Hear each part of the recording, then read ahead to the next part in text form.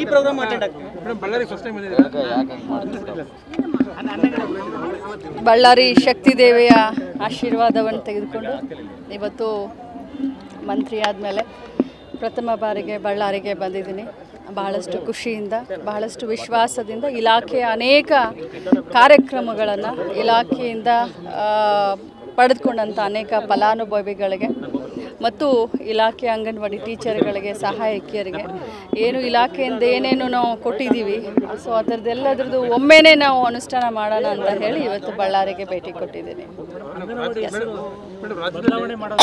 Madam, ಈಗ ಅಂಗನವಾಡಿಗಳಿಗೆ ನೀವು amount release ಮಾಡಿದ್ರೆ ಮೊಟ್ಟೆಗೆ ಇದುವರೆಗೂ ಕೂಡ ಅಂಗನವಾಡಿಯಲ್ಲಿ ಯಾರು ಅಂಗನವಾಡಿ ಕಾರ್ಯಕರ್ತರಿಗೆ ಹಣ ತಲುಪಿಲ್ಲ, ಹಿಂಗಾಗಿ ಅವ್ರು ಸಂಕಷ್ಟದಲ್ಲಿದ್ದಾರೆ, ಮಕ್ಕಳಿಗೆ ಮೊಟ್ಟೆ ವಿತರಣೆ ಮಾಡೋಕ್ಕಾಗ್ತಿಲ್ಲ ಅಂತಕ್ಕಂಥ ಆರೋಪ ಇದೆ ಮೇಡಮ್.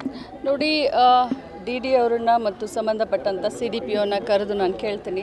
ಈಗಾಗಲೇ ಇಡೀ ರಾಜ್ಯದಲ್ಲಿ ಒಂದು ಅಮೂಲಾಗ್ರಹವಾದ ಒಂದು ಬದಲಾವಣೆಯನ್ನು ಈ ಇಲಾಖೆಯಲ್ಲಿ ತರಬೇಕು ಅಂತ ಹೇಳಿ ಡಿವಿಷನ್ ವಾರು ನಾವು ಈಗಾಗಲೇ ಟೆಂಡರನ್ನು ಮಾಡಿದ್ದೀವಿ. ಸ್ವಲ್ಪ ರೇಟ್ನಲ್ಲಿ ಹೆಚ್ಚು ಕಡಿಮೆ ಆಗಿದೆ. ಸೊ ಯಾಕಂದರೆ ಮಾರ್ಕೆಟ್ನಲ್ಲಿ ಒಂದು ಎಗ್ಗಿಗೆ 7 ರೂಪಾಯಿ ಇದ್ದರೆ ನಾವು ಇಲಾಖೆಯಿಂದ ಕೊಡ್ತಾ ಇರುವಂಥದ್ದು 6 ರೂಪಾಯಿ ಒಂದು ಎಗ್ಗಿಗೆ.